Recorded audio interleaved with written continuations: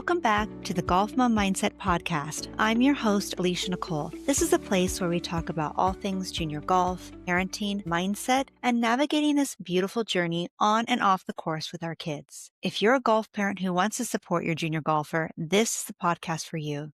We feature coaches, junior golfers themselves, mindset mentors, and even golf business owners. Before we jump in, please make sure to like and subscribe to us on YouTube.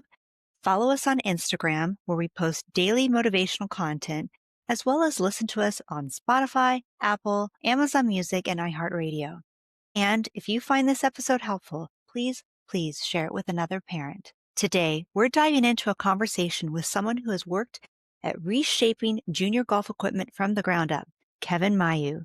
Kevin is the engineering mind and design expert behind Upswing Golf's innovative junior clubs. With his co-founder, Justin, they have shared a vision for high-quality, adjustable clubs built specifically for young players. Kevin immediately got to work transforming that idea into reality.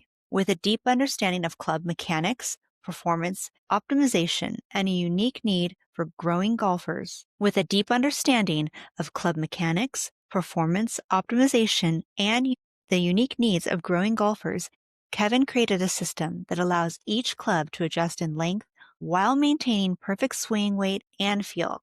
His designs use insight from professional golfers and premium materials, ensuring every club is durable, precise, and truly built to support a child's development at every stage. Kevin's commitment to innovation, his craftsmanship, and engineering is the heart behind Upswing Golf. His work ensures that young golfers can build confidence with the right equipment that grows with them, delivering consistency, performance, and a true love for the game. Let's dive in. Kevin, I am so happy to have you on the podcast. We connected over Instagram, which seems to be the best way to connect with people these days. And I have to say, I'm really fascinated by the business that you have built, but you are also a father to three, a 6-year-old golfer who happens to be the logo, as you mentioned to me previously, which I think really brings it in to just how special and meaningful this company is, being a golf dad.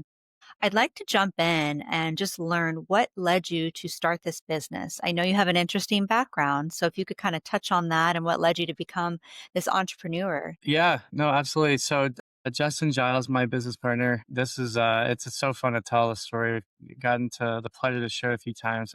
He had called me. This was January of 2023. Actually, I was heading home from the PGA show, and he's like, "Hey, my son Elliot, he was 2 at the time. He was looking for golf clubs for his son, right?" And he, I being the in-house golf expert, if you may, he's like, "Hey, can you help advise me on what set or sets, to get my son?" And I gave him a few suggestions. And ultimately, he's like, "Man, is there like nothing that, grows or adjusts or whatnot?" And I'm like, not really in the junior space, which doesn't make sense because they grow at such an, unpredictable rate. And he's like, "Is that something you think you could do?"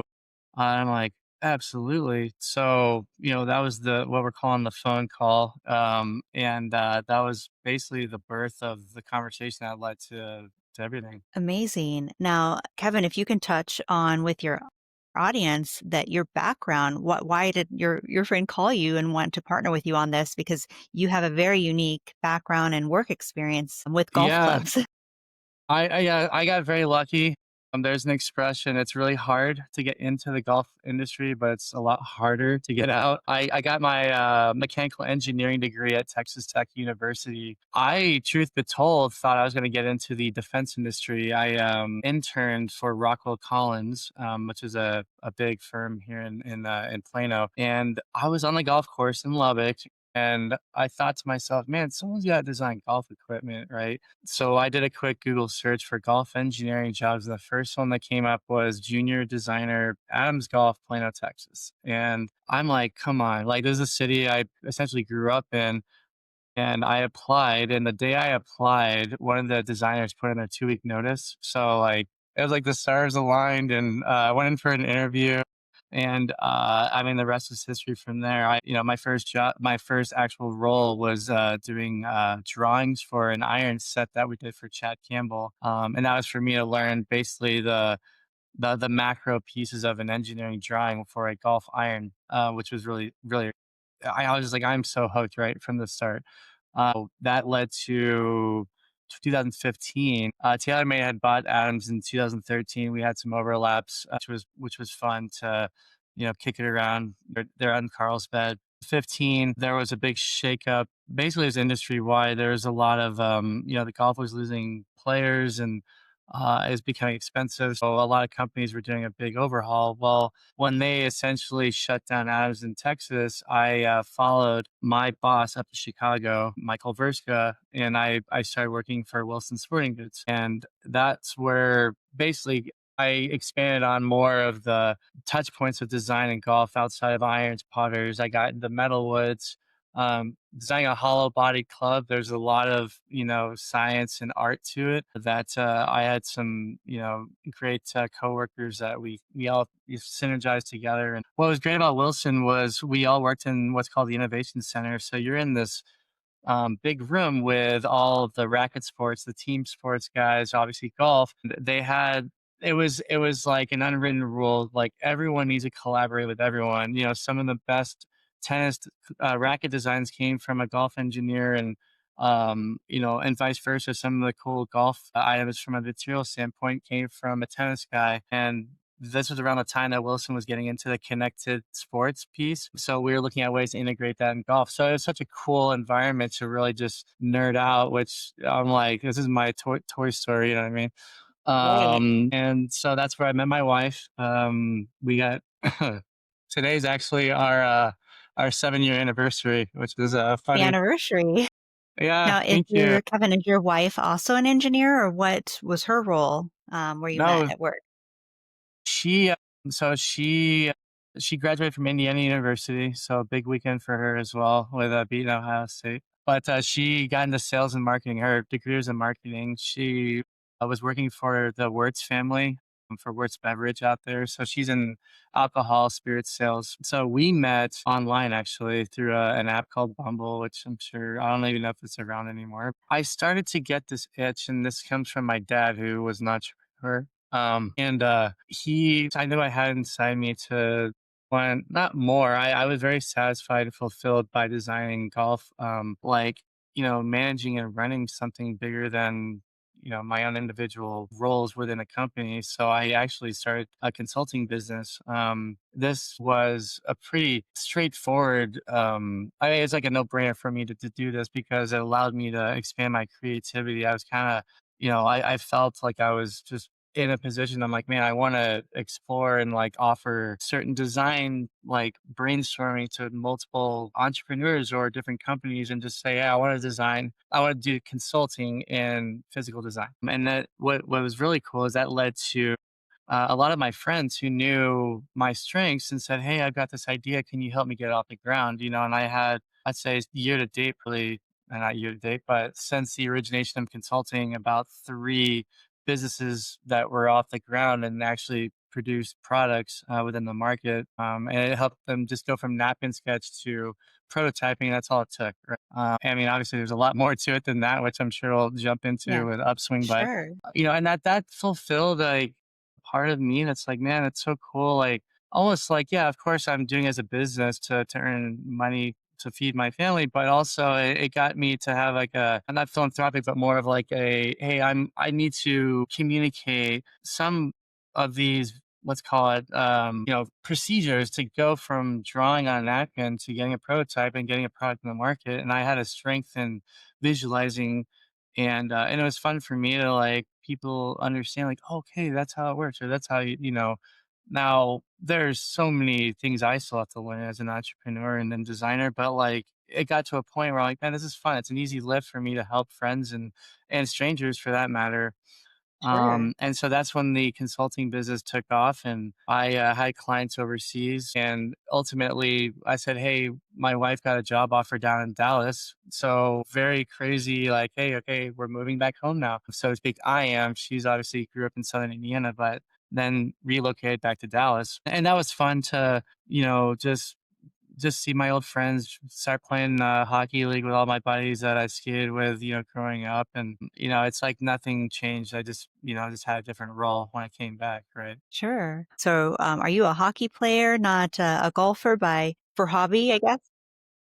I am. I started skating. I was probably 7 or 8. It's about the time that Dallas Stars won the Stanley Cup here in '99. So actually, I was skating a little. I was born in '85 for reference, but that was a big. That's what accelerated the joy and passion for the game. And I got good enough to play in Canada. So I moved from home when I was 16 to play Junior A up in Toronto, which is a really competitive league. There were guys on my team that got drafted into the NHL, and there was one more league called the like basically Tier One in the Ontario Major League that a lot of my guys got to go and play in, and it was fun to watch them grow. And then there's a point where I'm like, I'm not producing at a level that's going to get me drafted, so let's go get a degree. Sure. I moved back home, graduated from high school, and then went to Texas Tech. Okay. Wow. Fascinating. Thank you for sharing that part. With regards to kind of just your experience, you seem like a triple threat because most engineers are not sociable and extroverts like yourself. And many engineers, maybe I'm categorizing them, but they also aren't necessarily good business owners because they're very good at a skill and they can do that. So the fact that you are all three I think is what probably is leading to a lot of your success. Would you say that to be true? Yeah, no, I thank you. That's very nice of you to say. I'd be lying if I didn't recognize that there were certain elements that made the lift easier from a design perspective. And the sociability, it's funny as a parent now, like I know my dad and mom did a good job of like just talk to people. Oh, I had jobs where I was a waiter, busboy. It's like you just start to learn how to talk to people. And like that's such an undervalued skill set in our society, outside of golf and business, like you got to be able to talk to people. And it's, our Absolutely. kids, we're very strict on no tablets unless we're like on an airplane or a long car drive. Other than that, it's, those things are sitting collecting dust. But, Good for you you. know, yeah, thank you. The business piece is interesting because, like, the companies I worked for, like Adams, Wilson, we're pretty lean. Like the team, Wilson was obviously a big team, but from the golf perspective, we only had a handful of designers, and you got to wear a lot of hats. Where you get exposed to those business outlets, like you may be doing the napkin sketching, the 3D prototyping, and the sampling, and then hand it off to somebody. Right at Adams, it was like they did a good job of kind of making you manage projects and programs where you could go start to finish, and then literally, you're not like signing the bill of lading to leave the factory or anything like that, but like you get exposed to all these elements, and it's like, man, you had a pretty good view of start to finish what that looked like. Now, I will say there's no better educational platform than doing it yourself by way of what we did with Upswing. I joke a lot that I have an engineering degree that took me 4 years, but I got a business and logistics degree that took me 9 months because of everything we've learned in this year to get things You off the got ground. a crash course, right?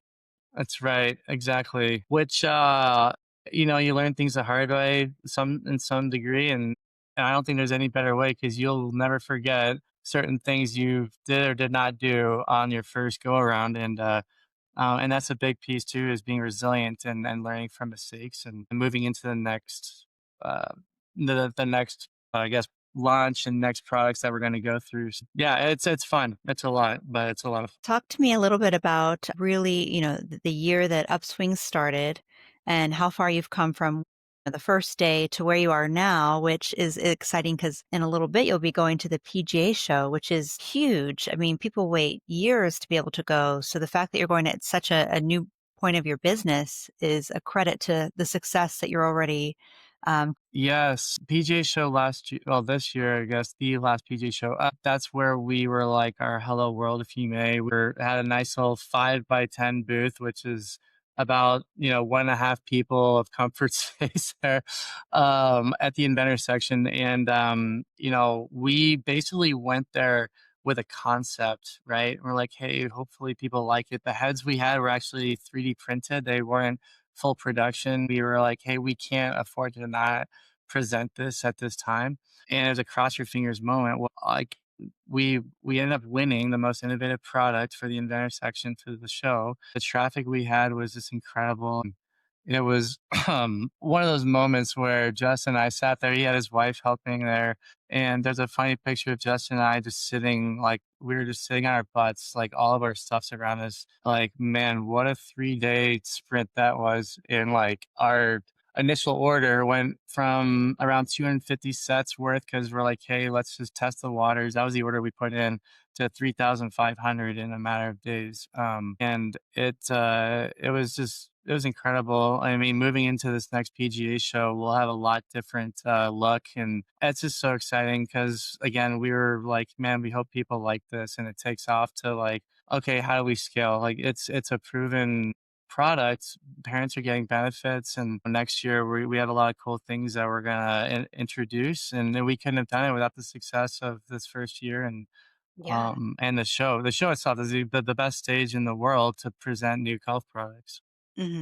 That's incredible. What would you say, Kevin, is the biggest difference between you and other junior golf clubs? I know that a lot have popped up over the market in the last few years.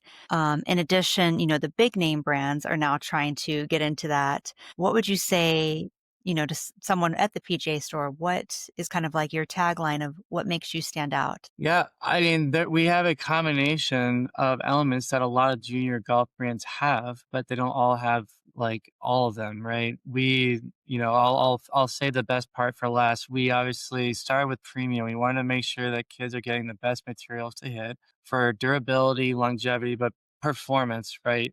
There's no better feeling than hitting a full titanium driver versus an aluminum. And with that, the cosmetic piece, we wanted the aesthetics to look and feel performance, right? But then ultimately, the adjustability piece is, in fact, what we are the only company in the world that does for juniors. And getting right into it, the invention of the adapter that we developed, it's weighted specifically to that length of shaft. So there's a swing weight target that we cater to every step of the junior golfer's stage and growth. And what it does, obviously, it's not the head performance. Now it's a system. So the shafts and the grips are all weighted, calculated to a certain swing weight and feel that we did a few years of development on to make sure that we're offering something that's it just fits very well. It's fitting from a static perspective, but also a dynamic. So they're getting the playability that we're trying to achieve. And what does that do? It keeps them engaged. They're having fun. They're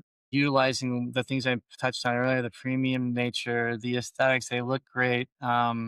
And what's great for parents is I'm sure you ran into this with your little guys. Like, man, my son or daughter is growing so fast. I just got this set 3 months ago. Now it's like we're very familiar with the training programs, and I think it's going to revolutionize the way that other companies who may or may not have adjustability rethink their business model to be like, hey, if you grow out in a certain amount of time, you get a free or discount trade. Like, I know all those things are slowly starting to exist, or they may already have, but I mean, there's Sure. no substitute to just receiving shafts at home and taking the heads off and putting on the new ones, and off you go within minutes. Absolutely. Well, and to your point, it's so important. And with kids, they grow so fast that I mean, with just clothes and shoes, we feel like we buy, and then a month later they're not fitting. So clubs, Yeah. it's frustrating. And as you know, in order to be good at the sport, you have to have proper fitting clubs. And we've seen a lot of kids at tournaments too that you can tell they're not in the right size. So that's where someone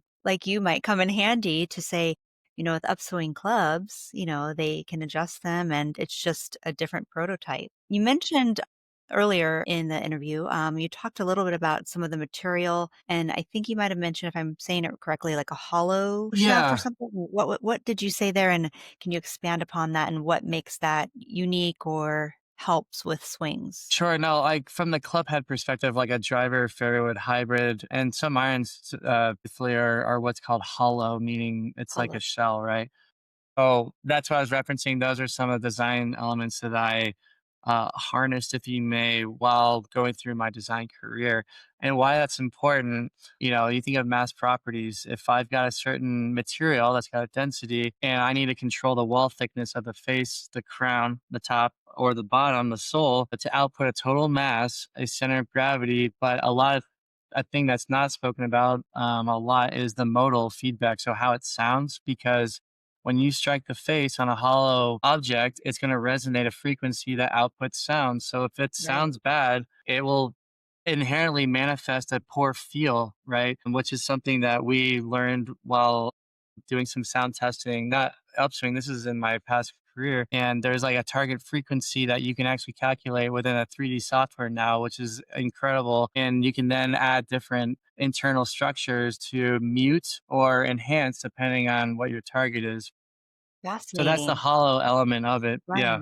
Right. It's a That's lot more than interesting. people think. It is. Well, and I think about too many times when I see and witness a shot, I'm like, great shot. But many times I'm also saying because it sounded like a good shot. Like, and I'm Yeah. still waiting to actually see where it landed. But I'm like, in my mind, it's a good shot because it sounded good.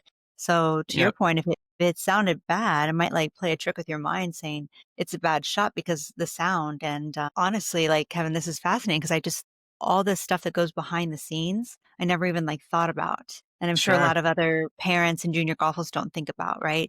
You have the clubs and you're like, okay, let's use these tools, but you don't think about the design behind them, the sound and all the intricate pieces that you're pointing out, which is fascinating. And a big reason I'm also doing this podcast is I want to show children that there are so many jobs in the golf world that they can do that Oh, are yeah. fascinating and you can make money and do your passion. And it doesn't result in you going pro golf because let's be real. I mean, a small percentage of all the children that are doing it are going to go pro. And it's a sad reality, but yet it's also a beautiful reality because if you really love golf, I mean, you can go to college and still pursue and live in the golf world by doing something else. So, especially for kids that are just super smart and maybe have that engineer bug in them who might push Yeah. those views aside, say, no, I want to be a pro golfer. Here's an opportunity to show them, well, look, you can play golf and be an engineer in the golf world and like live your Yes. dream.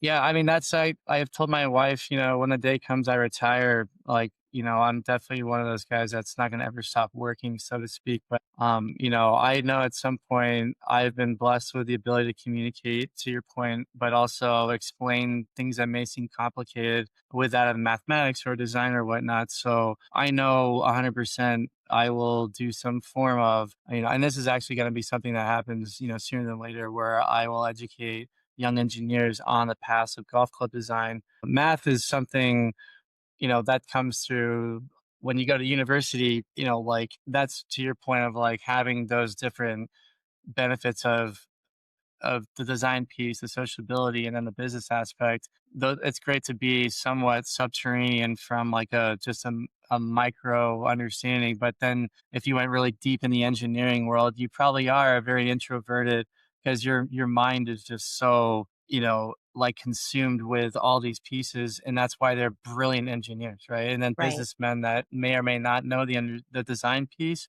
they're just focused on how to scale or how to manage the finances, right? And that's what Justin's great about. We hadn't spoken a lot about him other than, the concept, but his background was also in entrepreneurship. He actually built, grew and scale a striping company. And he has a cool story about basically he had to decide whether or not he was going to eat dinner one night because he had to buy this material to paint a parking lot that he only had a certain amount of money in his account in college. He took the sacrifice, got the job, and then he said he ate like a champ the next day.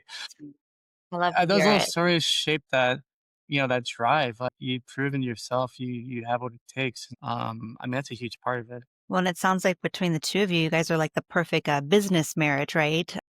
The Yeah. yin and the yang to each other to make this work. Yeah, and I mean, a big part of that too, you mentioned our 3 kiddos, right? We're both married, he's got 2 kids, a boy and a girl that are young. They're 4 and 2, I believe. And I mean, that's talking about like practicing what you preach, where it's selfishly, yeah, it's fun. Now I get to take my kids on the golf course and I get to play on the weekends again. It's you're physically like every day, it's like a research project, right? I'm like, okay, is this really fitting him when we're going through how to map out the sizing of each set, right? Does my son like the colors or, all these things? Take everything with a grain of salt, of course, but, within reason. It's just fun to include the entire family for sure. Sure, sure. So what was the inspiration to use your son in the background here as your logo? Tell me a little bit about that because I find that very touching and sweet. Yeah, no, so Mickey, he's the oldest. We live across the street, so it's not too far from the PGA of America headquarters. They relocated to Frisco in 18, no, geez. 2022 maybe. And I took a cool video of him. They have a big putting green out there. It's like massive, like a 54 hole little putting course. And I had like a little prototype putter I cut down for him. And he flipped his hat around backwards and then lined up and made like a 4 foot putt. And I'm like, oh my gosh. So I took the video and like screenshotted the backwards and then did an image trace silhouette, put it in Adobe Illustrator. So when we were coming up with the logo, I'm like, I have to use this. So that's literally the silhouette still from the video I took. I love that. So you're a graphic designer too. What other talents? That I did. I'll be very transparent. I had to do a lot of YouTube on how to image trace. So, well, that was like 3 years ago. So I guess I'm like maybe a 2 out of 10 on the Adobe Illustrator acumen level. But I think that, I mean, there's a lot of synergies in design that you organically learn all of those things. Right, for sure. How to use that Photoshop suite and all that. Those features that are endless on Adobe. It seems like. Kevin, can I ask you, what would you say is kind of the hardest part about being a business owner, an entrepreneur, even just the production line of from, initial thought, drafting up the design to full production, getting it into the hands of people that you're selling it to? What would you say has kind of just been the most difficult part? And then finish that one off with what's been the most rewarding part? Yeah, great questions. The most difficult part is prioritizing. And that's not just the business side, right? I'm a husband, a father, business partner. And I mean, you think of all that and then taking care of your own personal health, like going to the gym or eating properly. Something's got to give, right? And it's as long as you don't go too, it's like waiting tables. Yeah, I use that reference. As long as you don't let that table in the back corner go too long, it's like you can kind of right the ship, so to speak. That's been, there's been a lot of arguments with my wife and I that, we're really good at resolution. That's when I'm like, okay, I didn't, get to that table, as a reference, but she sacrificed a lot that truthfully I didn't even ask for. Like when this idea came to fruition, we started prototyping, we got things here, and it's like, oh, we're gonna go to Orlando. And she's like, wait, so this is like a real thing? And and then the times when I'm sitting here and my kids come in like, Daddy, can you go play? I'm like, Yeah. I gotta get this stuff done. And then maybe there's times where I do prioritize, playing with my kids, and then I come back and I miss an email or, or whatever it is. And it's like, okay, now that's gotta get attention. And so that's the thing that's basically like my beard was not very gray before, but it's starting to come in. And it's a lot. It's a balancing game, but ultimately it's like you've come this far and it's at what point you're like, you have to focus on the business or it's like all that's for nothing, and it's like last Mhm. minute trips. And that's definitely been the most challenging, but then the most rewarding is the applaud or the praise we got in Orlando. I mean, Mhm. and throughout this year, the victories, people like yourself that are interested in hearing our story. I mean, that's like so cool. Like, for us, I mean, it's so humbling. And Yeah. um it really puts things in perspective that what you've created is really special. Yeah. That's great to hear, and I just commend you. I'm very impressed with what you're building and, just being a part of the PGA Show and upcoming again. I mean, again, so many companies take years to even get to that level. So the fact that you're able to get there so soon. And I just find your story so fascinating. Talk to me too a little bit about what really is on tap for you in terms of like big goals, if you're comfortable sharing. Like, where do you Yeah, of see course. this going? Because you talked about you and Justin wanting to scale this and everything. So, what does that look like, and where do you see Upswing going in the next 5 years, 10 years? I mean, we will be a big dog. Like, no question in my mind. We have lofty goals for 2026 within our green grass, distribution, big box retailers, and then of course, our direct to consumer channels. There's kind of touching on what I said earlier about the pillars of our business that it's just everything's so A plus priority. Like, even the way we communicate how the product works, we found that there's a hole in that to where, okay, we've, revamped our website recently that helps the consumer understand the benefits, not just financially, but performance and all those things that we spoke about. As we start to check these boxes of our massive list, 2026 is going to be a big year that puts Upswing in that we want to be the leader of the junior golf game category. And there's no reason why we can't do it between Justin's business background, my design background, and just the model itself. It's just such a benefit. And any entrepreneur will say, what's the first thing you do before you start, a product or business? Does it solve a problem? And I mean, that's the biggest check mark we could ever put on it. Right. Well, and you're so right. I mean, that's truly what makes you stand out from the crowd is that you solve a problem. So, Yes. and I think because you actually have the brains behind just the design and understanding what functions, what doesn't. Anyone can go step a logo and a brand name on clubs that they might, just get from China or whatever. But to have someone who's truly an engineer and understand and know what works and just again be the design behind it. It's like you're like a fashion designer in a way, but like on a whole Yeah. another level of the creativity, right? Because there's so much that goes into just, oh, this looks aesthetically pleasing. You're looking into functionality and so much more, which is really Oh, yeah. cool. Yeah, I mean, you asked earlier about what separates us. I mean, that's exactly it. Now, I mean, there's a lot of like boutique brands that have come out with stuff that looks fantastic. Their marketing's great. It's so cute to see kids like running around in their stuff. And by no means, I'm not a guy that's like I don't talk bad.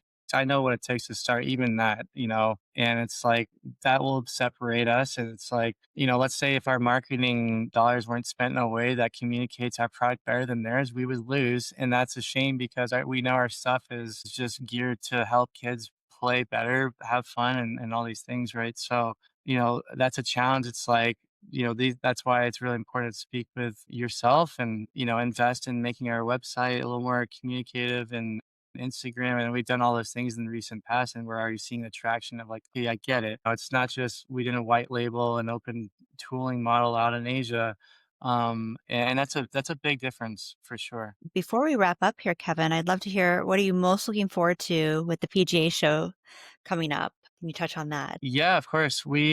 So a couple of things on that. This is really exciting for us. We have a bigger booth this year. We are off the main aisle, which is really great because of traffic.